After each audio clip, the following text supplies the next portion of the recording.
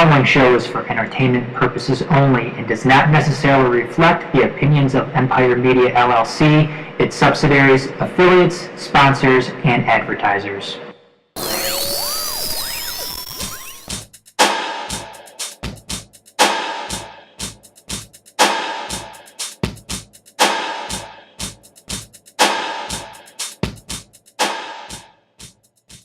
All right, welcome, ladies and gentlemen, to episode 136 of Motor City Uncut, presented by the Major Sports Network Detroit. I'm your host, Dorf, joined each and every week by Major Sports Network founder Adam Hernandez, and Shawn Bell is off tonight. He's sick. He got the HIV. Oh. No, not the HIV. He's got the herpes. You know, he's got a pretty... Gonorrhea? Syphilis? The fever. That could be either one any of it. No, he's got a pretty high fever, so he's doing the rest of us a favor here in the studio and staying away. Thank you, Shawn. Yeah, thanks, Shawn. Anyway, we're a little bit late here going on tonight, so let's get right into... Can I wish you a happy birthday again since... Yeah, it was my birthday was Saturday. Thank you. Happy birthday. Thank you, bud. Did you get cake and ice cream? No, I had a awesome steak and a wonderful microbrew instead. I'd rather have cake and ice cream, but whatever. I know, but you're a vegetarian who doesn't drink, so of course you are. I think if I did eat meat too and drink, I would probably still have. No, we were up in, girlfriend and I went up to Traverse City, and then downtown Traverse City at brewery down there had a mighty fine steak and a nice oatmeal stout. But you wouldn't get it. You don't know what you're missing, man. It's awesome. Anyway, so for our first topic tonight, we're going to play a little bit of general manager here for your Detroit Tigers, as they have several position player roster moves pending here shortly. JD Martinez is back in full swing of things, and his rehab assignment will probably be ready to go at the end of the week. Jacoby Jones is eligible to come off the DL on Wednesday. He's also ready to go. And Miguel Cabrera is set to be activated tomorrow from the DL. So you've got three position players that need to be, of substance that need to be activated. The only problem is the guys that the scabs, let's call them, that you've brought up from Toledo are the only guys hitting the fucking ball right now. And so you're going to send those guys out because you have to, or should you? And that's what we're going to get to here. So Miguel Cabrera, got to make a roster move for him tomorrow. Yep, Miguel Cabrera definitely. That's not a guy that you're. Nope, you're gonna leave Miguel in fucking Toledo, or on the disabled list for longer because reasons. We're gonna put him on the 20-day. Would that be retro? There's no such thing as a 20-day DL. Oh wait, no. What was the other one? Is it just? It's well, you got the 7-day concussion, 10 and 60. Oh, there's. Did they used to have a 20? No, I thought they did. No, there was the 15. It was the 15-day DL until this year, and now it's down to 10 days. Yeah, I know that. I could have sworn there was a 20-day DL in there. There might have been at one point, but or a 30 or something. Anyways, go ahead, continue. Yeah, 15 and 15 60. So, or no, 10 and 60 rather. So Miguel Cabrera going to be activated tomorrow. He's going to take all the at bats at first base. Who you sending down? It's a good question. Has to be somebody with options, obviously. Not necessarily. Well, who you prepared to possibly lose? Yeah. Let's reframe this topic. Okay. All right. I've selected 4 of the semi-obvious to obvious candidates, and one I would call shadow sleeper candidate to be sent out when you activate all these 3. And on the surface, I'm not ready to bring Jacoby Jones back up just yet. No, I think this is. And you activate him off the disabled list and you option him down to Toledo.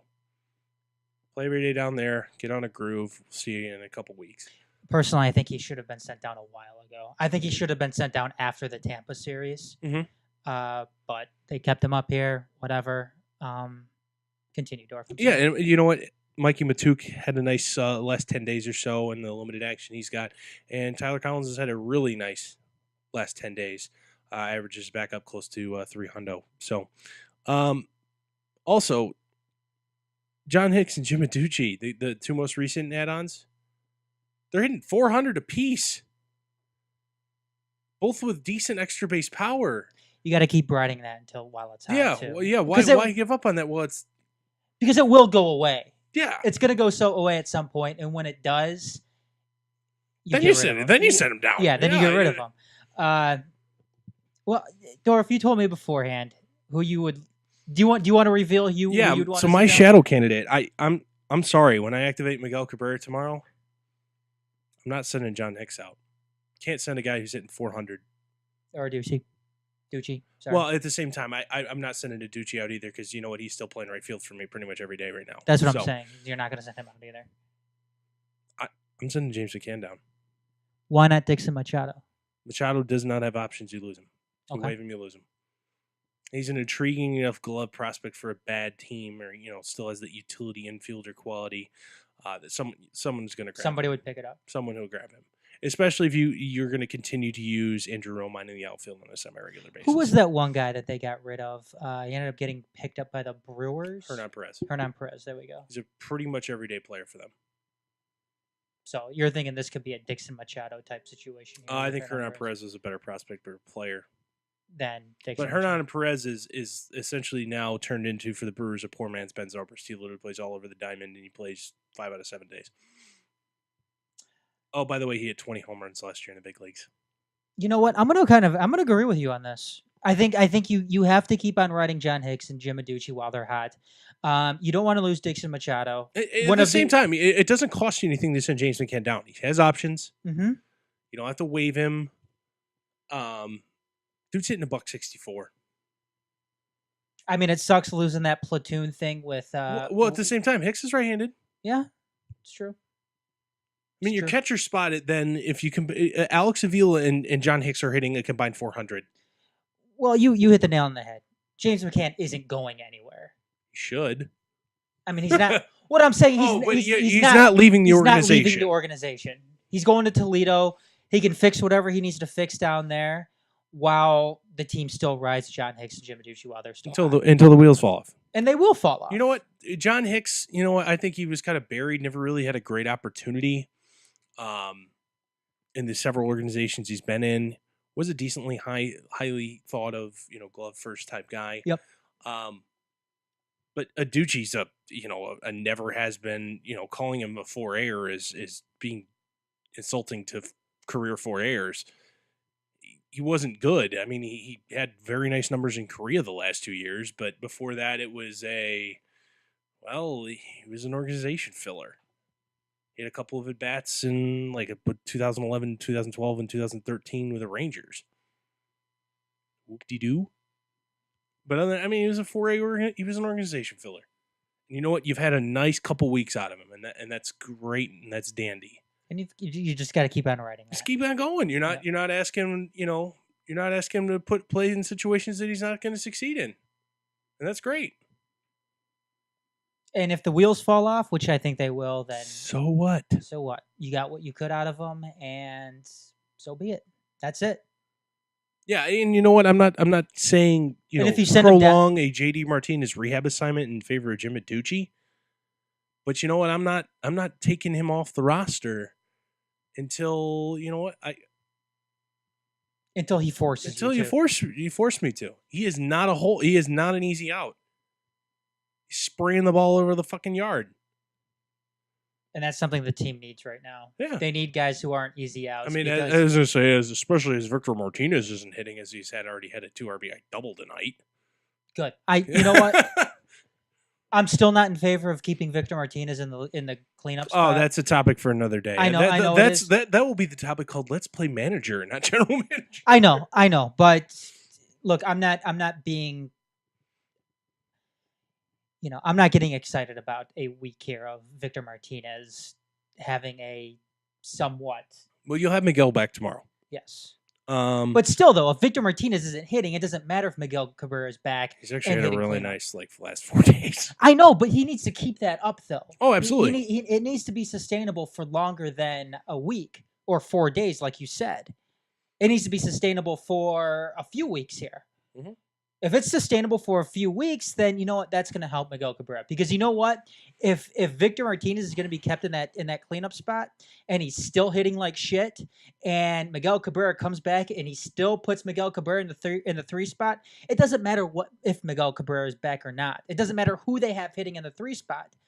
If Victor Martinez is insisted on being put in the cleanup spot and he's not going to hit, then that takes everything away from your third guy. Absolutely. In the lineup. So no reason to pitch to him. So for argument's sake here, let's say by the end of the weekend, so we're talking a week from today, next time we're on the air. Okay. All three of these guys, Cabrera, Jones, and Martinez, are ready to go and are active. Cabrera, Jones, and Martinez? Yeah. They're all active. Okay. What does your, essentially, let's call it your 13 position players, what does that look like? Cabrera, Jones, and Martinez. Yes. JD Martinez. Yes. I feel like we need to clarify. What's your? I mean, we're talking realistically here, because there's gonna be people get rid of Victor, or well, I mean, they're not. They're not going to. I'm going. Victor Martinez will not be released in the next week. That's where I'm going to be realistic. Okay, about it. Put your realistic hat on. What do you think the Tigers will do? Not what you want them to do. What will you think they will do?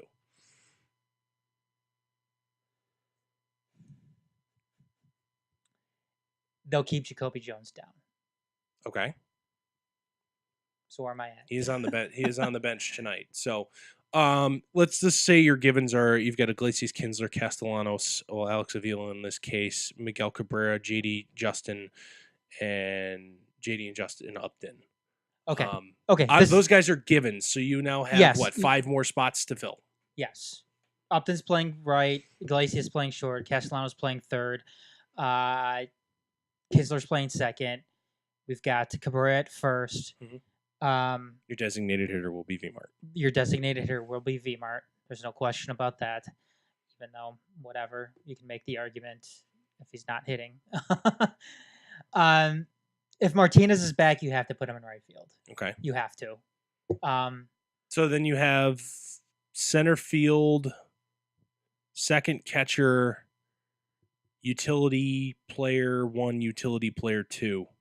Whether that be a utility infielder or a fourth outfielder or whatever. You got to keep your own mind, because you could put them literally wherever you want. Okay. How many more do I have? You have your second catcher, a utility player, and who are the 2 gentlemen that will be patrolling center field for you? You see, the second catcher thing, I think, is going to screw with him a little bit. You say McCann. I think he should go down. I don't think he won't. I don't think it won't happen either, because they're worried about that second catcher spot. So John Hicks is more than an adequate defensive catcher.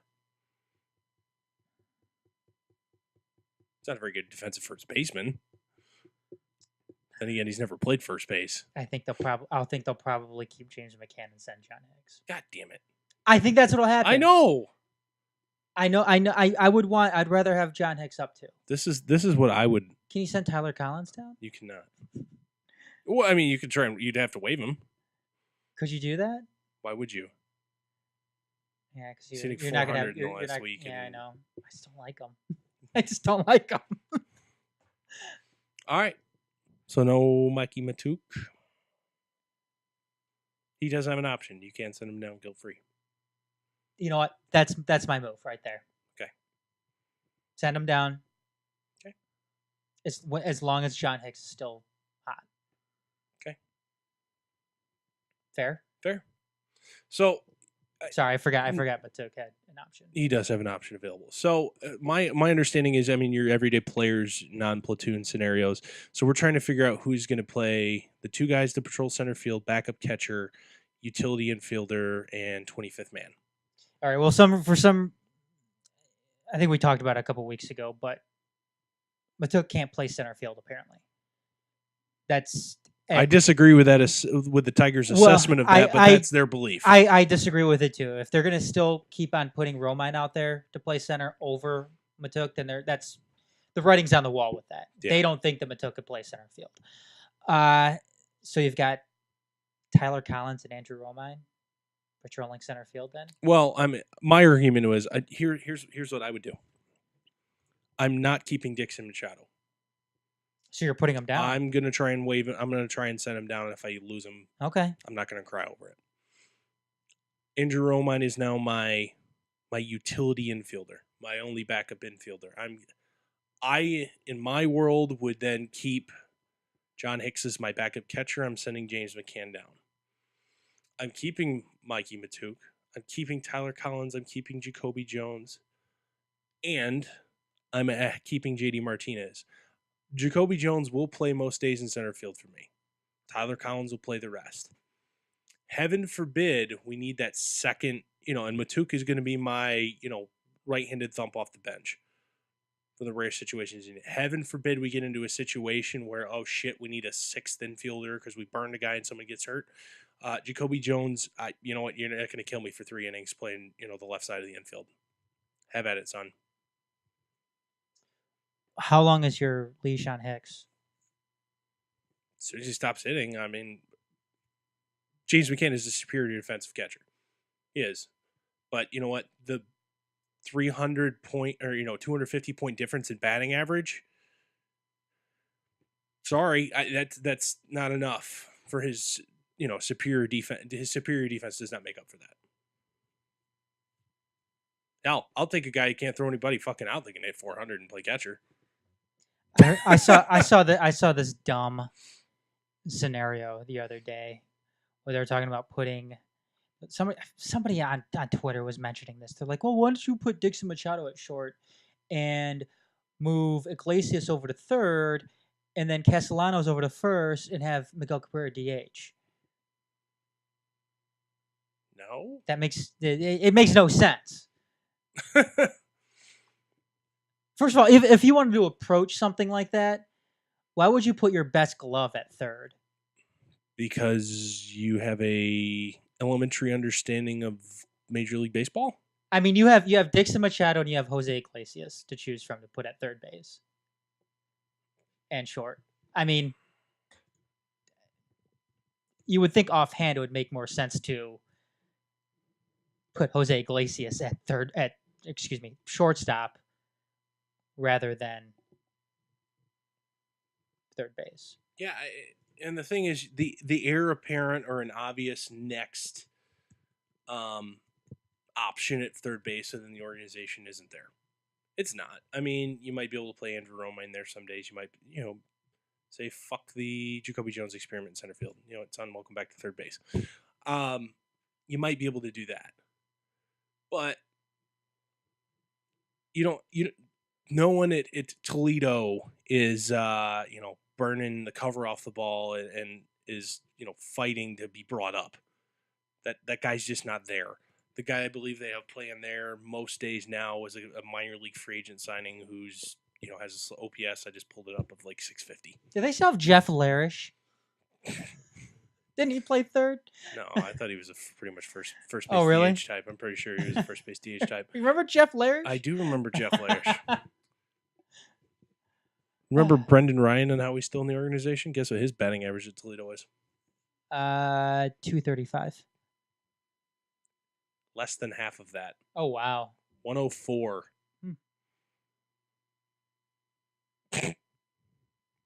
That's just like swinging in. He is 5 for 48. Wow.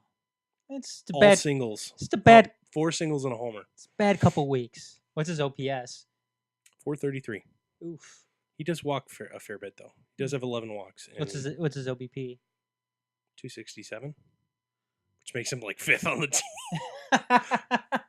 So which is that's telling of why he's still there. Yeah, and then you've got Omar Infante is down there too. Oh, Omar! I forgot about Omar. Hitting 225.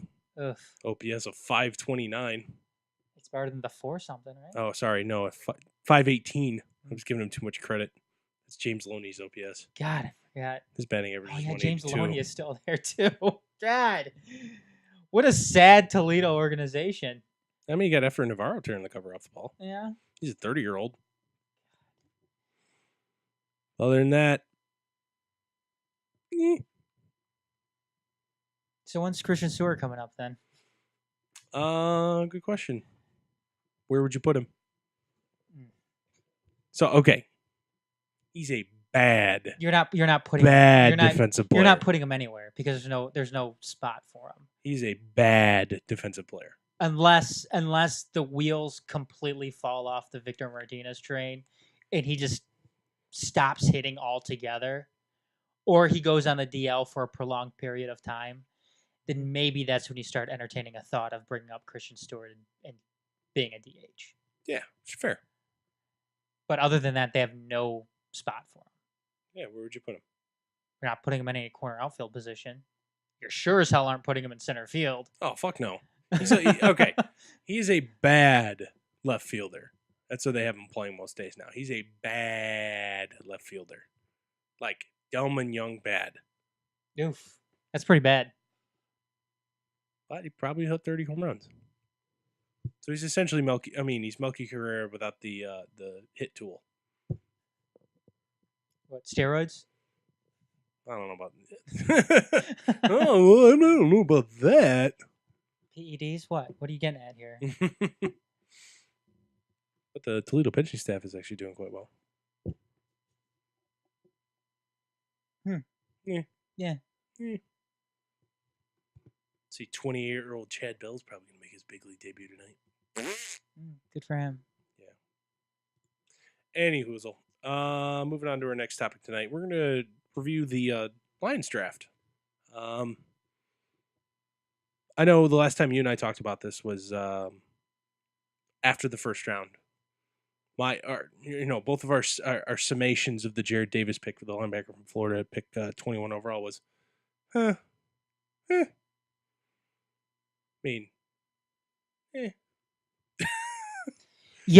You're talking. Wait, you said you're talking about Davis? Davis specifically. Yeah. Do you want to? Well, obviously, do you want to start off with that? Sure. My assessment.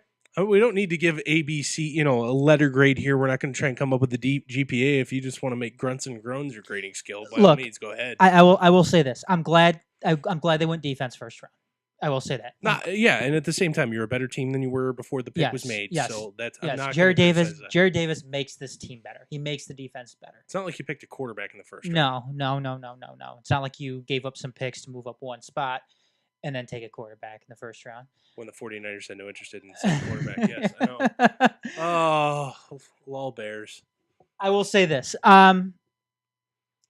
If they were going to go linebacker, I thought they needed to take a linebacker that was going to offer a solution to their immediate problem at linebacker.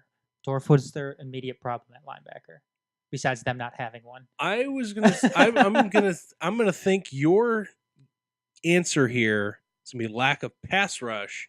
However, I disagree. That's not my answer. Covering the tight end. That would be more my answer. Okay. Coverage first type linebacker. Yes. Because we talked about it before, Tahir Whitehead couldn't do it when he was asked to, and that's not. And that's how he was supposed to. Should have never been able to. No, absolutely never not. been asked to cover as much as he did. Now, Jared Davis, there's two things that he really doesn't do. He doesn't blitz and he doesn't cover. Exactly. So now, looking at him athletically in the Underwear Olympics, known as the NFL Combine.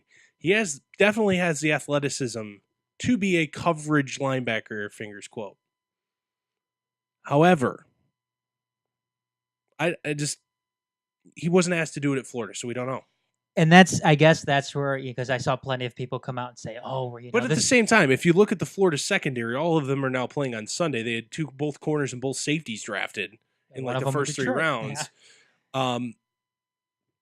You don't need. I mean, when you can sit there and play fucking man-to-man because all your guys in your secondary can cover, you don't need to ask your linebackers to cover much. You can just ask them to go, foul a ball, go find it, which is fine. I mean, if that's what he was asked to do in college, I don't think he lacks the athleticism to be asked to do that at the next level. I'm with you. And I think this is where, because like I said, there's plenty of people out there that said, we'll trust Bob Quinn. If that's what we have to trust him on, that Jared Davis can be a guy that can cover somebody, or he can be a guy that can get to the quarterback. I'm willing to roll with that. I just think I'm glad they went defense. I think that there was a better direction they could have went with this pick. I wouldn't have made this pick, but I'm not an NFL GM. So who'd you like there? TJ Watt. I think it's a little early for him, but I wouldn't totally bad. I mean, at the same time, I said, it's a little early for Taylor Decker last year, and he was pretty damn good. Yeah, I would have went the Missouri defensive end. Harris, yep. Probably one of those two guys. I wouldn't mind pass rush there either. I think Watt. I would question Watt as a scheme fit. Mm-hmm. Wouldn't necessarily be all upset if they made that pick. Harris definitely liked him as well. I wouldn't have had a problem if they went with Reuben Foster there too. No, I wouldn't either. But I'll offer my thoughts on that during the Majors Live. Yeah, Reuben Foster. You know what?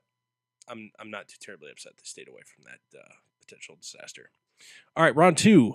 Tease. No, I'm not going to call you Tease, Jalen. Your name is Jalen. Jalen Tabor, the corner from Florida that's 53rd overall. Was a kind of throughout, as somebody who follows mock drafts in the last, year and a half when they start doing the draft for the year after, always in that late first round mix. Didn't have a good combine. Said he had a hamstring problem. And apparently that hamstring injury occurred at a private workout with the Lions. So I probably would agree, the Lions witnessed that and they kind of understood that was what was up. And that's why he probably didn't run too well. Potential off-field stuff. You know what? We're also going to get to this topic in the Majors Live. The marijuanas. He's a big fan. But you're better. You know what? Depth at the cornerback position right now. You know what? You don't need him to be more than your fourth corner this year. You know what? I like this pick. Oh, I do too. I think it's good value. It's a good player. I don't care about the combine stuff. I really don't. You know why? And let's quote him. Put it on the tape. Yeah, you know what? He was good. He was effective at Florida his entire time there. And you know what? 4-year player. You know what too? Quarterbacks in the SEC were scared to go in his direction. Go look at the stats on it. Quarterbacks in the SEC were scared. They threw away from him. They were scared to go his way. And I'm gonna take the 4 years that he produced on the field at Florida over a couple of days at the combine. Touché. And I think people need to be more cognizant of that. Of don't put too much stock in the underwear Olympics. No, I mean put some stock in it, but it's not everything. It's not everything. And again, put more stock into what these guys did throughout their time on the field in college rather than the couple of days at the. And you know what? You're right. Tabor's tape is great. I like the pick here too. Fills a need. You got to realize Hayden, the guy you just signed as a free agent, and Lawson are both free men at the end of the year. Quandre Diggs took a huge step back. I wouldn't be surprised if they don't move Diggs to free safety, actually, now that they've made this draft pick. You're better than you were yesterday. Okay. With this pick. And you know what? Wasn't a reach. Good value at the spot. Round 3. Kenny Galladay. Honestly, a guy I'd never heard of before he was selected, and I was started doing some panic research on him. Kind of a hidden gem. Potential huge, but you know what? Super, super raw. Big body, big hands, big physical potential receiver. Just, you know what? He's only ever had to, break coverage of MAC level competition. So, this is kind of where you start to run in with that thing here. I mean, when you start getting into the third round, you could start taking more chances on guys like this. Mm-hmm. Did they need a receiver? Boomer bust guys. Yes. Did they need a receiver? Yes. Absolutely. Did they need a specific type of receiver? Big receiver, absolutely. Yes. So you're not going to be running into guys who, are top guys at top level schools in the third round. They don't make it that long. Yeah, they don't make it that long. You're not running into a Mike Williams or anything like that. Oh, and by the way, they did trade down for the selection as well. And if I'm the Lions, I don't want to draft any more wide receivers named Mike Williams. So I want to stay away from that. Again, I'm not going to kill this pick simply because it's a Tyler Collins 3-run homer. Oh, great, cool. They're beating up Trevor Bauer again. I believe it's 5-0 in the third. Yeah, that's good. I'm not going to kill this pick. I'm sure that there's guys here that I probably would have went after. But like I said, it filled a need. Filled a need. Filled a need in a specific type of need as well. You know what? Very high end potential. Very nice athlete. Whether or not he turns it into football success is a whole nother story. Next pick that they made with the compensation for the trade down with the Patriots, linebacker from Tennessee, Jalen Reeves-Maybin. Is he a defensive end though too? I mean, could he play some defensive end? He's a little skinny. Is he? Okay. Yeah, he's only 230 pounds. He has however, shoulder issues. I believe ankle. Ankle. This guy would have went in the second round had he not gotten hurt his senior year. Okay. Very, very, very good pick. Assuming the ankle's all good. This is that sub package coverage guy that the Lions haven't had pretty much ever. Special teams ace, linebacker that can run with tight ends. Very fluid hips, and you know what? May be able to bring a little bit with the blitz. You've got your guy here, especially in the 4th round. I'm happy. Very happy with this pick. Very happy with this pick. Okay. I didn't do a whole lot of research on him yet, so hey, I'll take your word for it. If you're happy with it, then that's something that I can get behind too. Okay. Michael Roberts 3 next. picks later. Yep, 3 picks later. Tight end from Toledo. Yep. It seems like this is the guy that they want Eric Ebron to be. They want that big target that can catch. Have you seen any pictures of Roberts' hands? How big are they? Enormous. No, well, that's good. Absolutely fucking enormous. I'll pull up the measurements on it. You know what they say about a guy with big hands? He can catch footballs. Yeah, that's right. Former basketball player too. Yeah, no. He humongous. Seems like that's the pedigree of a 6'5", 270. The only thing is he's not a polished blocker, especially what you'd like to see a 270-pound. But they already have a polished blocker at tight end round. Yeah. Yep. They do. So they don't need this guy right here is they already have the Daniel Fells as the tackle of the eligible number. Yes. Michael Roberts is Eric Ebron's potential replacement. And you know what, Roberts, he does not have the speed. He does not have the speed that Eric Ebron does, but you know what? He does everything else that you wished Eric Ebron would. Like, hey, feed. Roberts at least has the frame to potentially become a nice tight end who can block a little bit. He was just never really asked to do that. Eric Ebron's feet are now to the fire. This is Bob Quinn telling Eric Ebron, hey, you know what? Get your shit together. It's time to get your shit together. It's time to put up or. They still have not decided on his 5th-year option, by the way. And that's good. I'm glad they haven't. Off topic here. What about Teddy Bridgewater? I mean, it was expected, but that's cost of doing business, man. NFL's a nasty business. League. Damn. At the same time, dude may never be able to run again. It's true. What you want to do is guarantee him $8 million. I mean, what do you do if you're the Vikings? I mean, I'm sure it's a tough spot for the Vikings. You know what? If he comes back and is ready to go at some point during the next year, and you decide that you know what, Teddy's our guy going forward, you fucking franchise him and then extend him. Yeah. Whatever. And you know what? He's not that high end of a starting caliber quarterback that I can't find a replacement for him. I don't understand everybody else's infatuation with him. He's just pretty to me. Yeah. Yeah, you were never big on Teddy Bridgewater. Yeah. It's my assessment of him. Yeah. Do you like him better than RG3? Yeah. Because Teddy Bridgewater actually, had learned how to do, pass progressions in college. Otherwise, RG3 was a one read and run guy. You called it. Yep. Next pick, Jamal Agnew, corner from San Diego. A little bit small, only 5'9". He's gonna be a slot guy. Gonna be a slot guy, but or a nickel guy. Pretty damn quick. Yeah. 5th rounder, small school. Don't need him to do much this next year. There's a pretty good chance he doesn't even make the roster. Practice squad. Probably a practice squad at the beginning of the year, assuming somebody else doesn't snag him. We'll see. Again, 5th rounder, but I mean, at this point, you're just. I don't want to say you're picking out of a hat. You're still taking guys. You're still taking guys that you like. However, you know what? It's not a crying shame if they don't make your team as rookies. There's one guy down here who we'll get to it here in a second. That I have a feeling I'm going to wholeheartedly disagree with you on that one. Really? Next pick, 6th round, 205. Jeremiah Ledbetter, defensive lineman from Arkansas. He played end at Arkansas. However, the Lions said he's going to play tackle. Kind of that tweener type. Are they going the 3-4? I don't see it. No. No, I don't see it.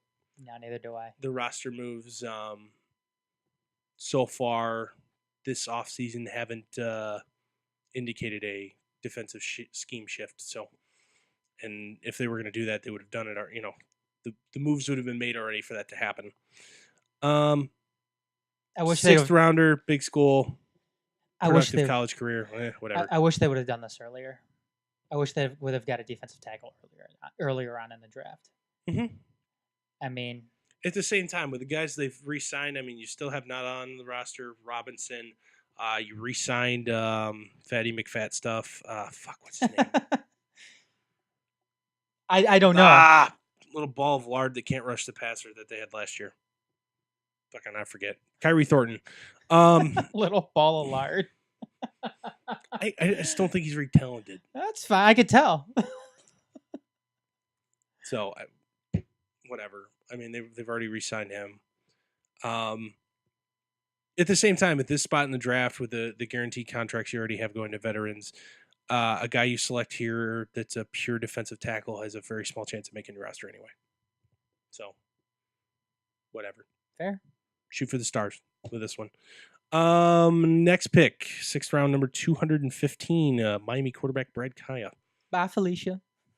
That's his mom. Oh, yeah, I know. You and everybody else have fucking said that. I said hi, Felicia, though, on Facebook. Because they're bringing them in. Everybody else here, I think, because behind the blue wall, what do you mean? Jake Rudock isn't going to be the backup. It's competition. Competition, motherfucker. I hate to break to you guys. Brad Guy is a better player. Yeah. This is a guy this is a guy that if this time last year we were talking about it, he was considered a top 10 draft pick. He had a shit junior, he left early. He had a shit junior year at Miami. But you know what? Tried to strike while the iron was hot. Has all the arm talent in the world. Arguably I would say the second best arm talent in this draft class behind Pat Mahomes. Good footwork too. Footwork's impeccable. He just didn't have good results at Miami, but at the same time, that program had bottomed out and is now just starting to come back up, and he left because he wasn't going to be there to see the finish. Big thing with him, Can you blame him? I think the big thing with him is his decision making. Needs a lot of help with his decision making, which is fine. That's something that's coachable. Mm-hmm. It's not like he has a weak arm or he's doesn't lack the arm strength, has all the arm talent in the world. The feet aren't going to be a problem. You need it in between the ears, and guess what's the best solution for finding it in between the ears? NFL level coaching. Does he take Jake Rudock's spot this year? Because he's going to be in the competition to take his spot. I wouldn't be surprised if they don't roster 3 QBs to open the year. Really? Yeah. I'm on the surface right now, Jake Rudock's is number 3. I'm kind of excited about this pick, actually. I like it. I know Matt Stafford. Everybody else is like, well, why are you drafting a quarterback of the future? Who said it's the goddamn quarterback of the... Well, Matt Stafford's only 29. Well, guess what? His contract's up in a year, dipshits. You know what? Takes 2 to tango. He's still got to fucking resign with you. He hasn't done that yet. And for the record, you're drafting backups in the 6th round. Why does it matter? And for the record, I think Matthew Stafford will resign with the Lions. Oh yeah, I don't doubt it either. But what we're talking about here is a possible... I hesitate using the word elite backup. A higher end backup who isn't going to cost shit for 4 years. A pretty damn good backup who could net you some draft picks if you decide to get rid of him later on down the line. Or you know what? God forbid. Hell, he doesn't work out. He's a 6th rounder. Who cares? Yeah. Or you know what? Or say the Lions are really, really good one season, Dorf, within the next couple of seasons, and Matt Stafford lands himself on the injured reserve. You're not turning into the Dan Orlovskis and Sean Hills of the world anymore. Yeah. You got a guy here that could possibly step up for you. And yes, Jake Rudock could possibly be that guy too. He is nowhere close to the arm talent. But that when Brett we're Kyle talking, has. when we're talking talent and pedigree here, this guy has it more so than Jake Rudock. Oh, absolutely. I'm sorry. But he played at Michigan. Yeah, this guy played at Miami. That could summarize most of the shock and outrage that you've seen around the blogosphere here in Detroit in the last couple days. But Jake Rudock is the backup. Why do you need another one? Who's the last Michigan quarterback besides Tom Brady that really made an impact at the NFL level? Chad Henne. Okay. And that was you saw the look on my face. It was Yeah. Huh? Yeah. Other than that, who's I think John Navarre was in the NFL for like a cup of coffee. Yeah, I think he was spent he like Arizona 1 or year something? as the third stringer in Zona. I think it was Arizona. I mean, what depends on what you think of Drew Henson. Mm, He more was by the way of the New York Yankees yeah. at that point. But seriously, I mean, who was it? I mean, if after Tom Brady, I mean, are you starting to go back towards what's his face? Bob Greasy. Yeah. Michigan does not have a great quarterback pedigree. No, it's not Bob Greasy. It's Brian Greasy. Sorry. Bob's his dad. I mean, Right. Elvis Grbac. I mean, Elvis Grbac was a starter in the league for quite a bit. I know, but we're looking into that the early 90s. mid early 90s. That's how far we're going back here. I mean, think about it. John Navarre was a 3.5-year starter. Chad Henne was a 3.5-year starter. And I'm sorry, you know and what? then you had the Rich Rod era, which was just a quarterback shit heap. Brady Hoke didn't produce anything at the quarterback position either. And you know what? Even if you do lump Tom Brady into that equation, Tom Brady wasn't supposed to be what he is now. No. Tom Brady wasn't. I mean, as far as realm goes, anybody who thought that Tom Brady was going to be the greatest NFL quarterback to ever play probably belongs in a mental institution. Yes, I mean No, it's worked out by all means. I would love to have him on my team. Yeah, Tom Brady worked out a little bit, but He's only won 4 championships? Yeah, I mean, but again, it's Tom Brady is the exception to the rule in all of this. Yeah, the big exception to the rule in all of this. But other than that, Michigan has one NFL quarterback in the 2000s era. When did Tom Brady graduate from Michigan? Was he at first 6th rounder in 99? It's like early 2000s at least. I'm looking this up. Okay. But I mean, it's just Tom Brady was drafted in 2000. Okay. So that means in the 2000s, one Michigan quarterback it was worth a damn. that's made an impact at any substance at the NFL level, and that's more of a negative one than positive. That'd be Chad Henne. But Jake Rudock hasn't appeared in a regular season game, guys. Sure, if he got hosed last year too, he did. I think he got the short end of the deal in that one, but still didn't make it. Whatever. Tough titties. It's a hard world.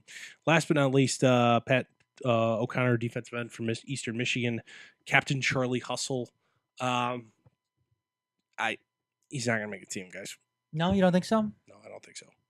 I think it's possible. I think that you're gonna need a couple injuries. I think it's possible.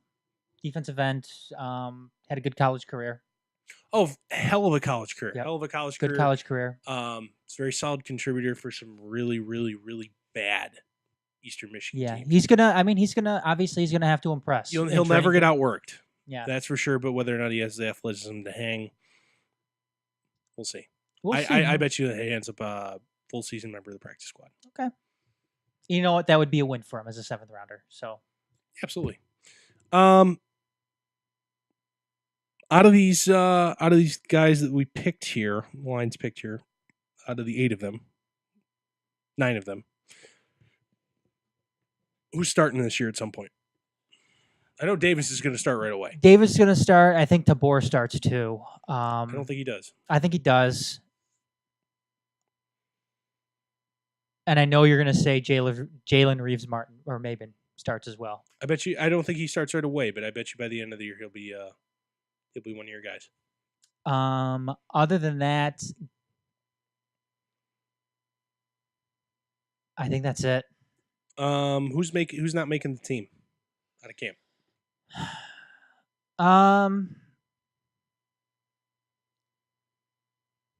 Cornerback out of San Diego. Agnew? Yeah, Agnew's not going to make it. Pat O'Connor's probably eventually not going to make it. I don't think Ledbetter makes it. Yeah, I don't think Ledbetter's going to make it either.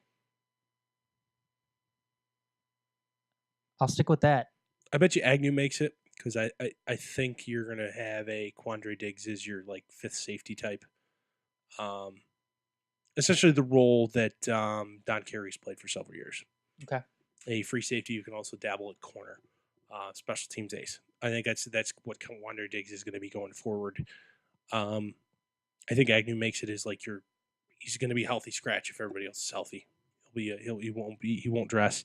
I think Kaya is your backup quarterback. I don't think O'Connor or Ledbetter make the team. Other than that, I think the rest of them are around.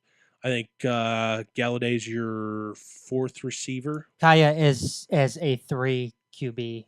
No, I have him as the number 2. Okay, regardless of how many you're keeping, he's my number 2. So Rudock is either getting cut or going to the practice squad. Cut, practice squad, or third and never dressed.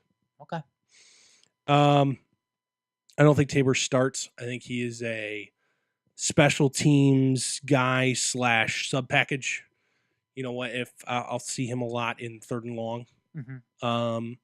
Davis, I think, starts depending on. I think you might play Whitehead at the. Hell, you're going to be in 2 linebacker set most of the time. I think those 2 guys are going to be Davis and Whitehead. I think Reeves Martin is kind of that sub package type. Will play a lot on defense, but won't technically start. Roberts is technically going to be your third tight end, but we'll see a lot of offensive work. Agnew will make the team, but probably won't dress most weeks. Ledbetter is going to need one hell of a camp to make the team. Sorry if not practice squad bound. Kaya, you already know my thoughts on him, and O'Connor I think has pretty much no shot. I think he's going to be also on the practice squad.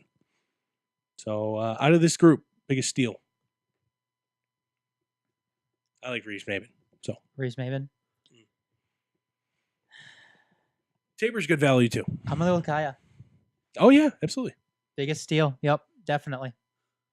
Biggest reach. I'm gonna go with Kenny Galladay. I really don't think any of these guys were reaches. No, I really don't think they are either. But I mean, third round, raw, small school receiver. I'm gonna go with Galladay. I think they could have done a little bit better there. Okay. But again, like we said earlier, it fills a specific need on the team. So okay, my biggest reach here is going to be Roberts. I think he could have been available around later. Okay. Like the player, absolutely like the player. I think you just could have got him around later. Okay. I think we're going to skip the next topic here. Just wrap it up. So, with that being said,